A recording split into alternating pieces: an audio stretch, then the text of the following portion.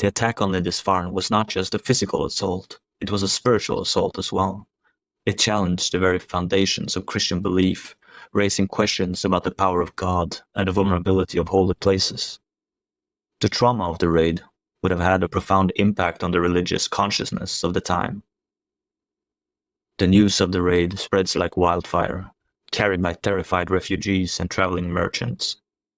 The accounts of the Vikings' brutality and the desecration of the Holy Island sent shockwaves through the Christian world.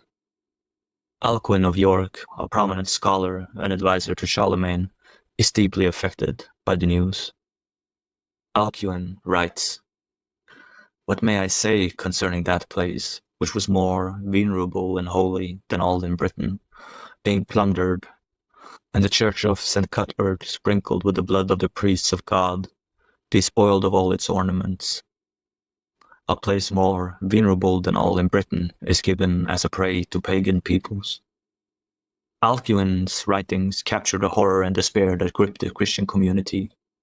He laments the loss of life, the destruction of sacred treasures, and the violation of a holy place.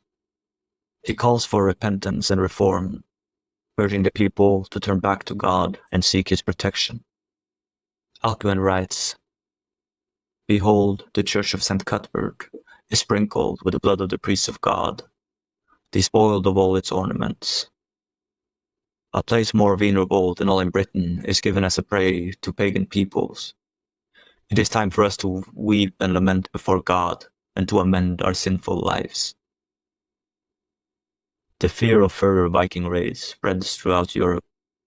Monasteries and coastal communities reinforce their defenses, bracing themselves for the next possible attack. The Vikings, once seen as a distant threat, are now a terrifying reality, their reputation for brutality and ruthlessness preceding them.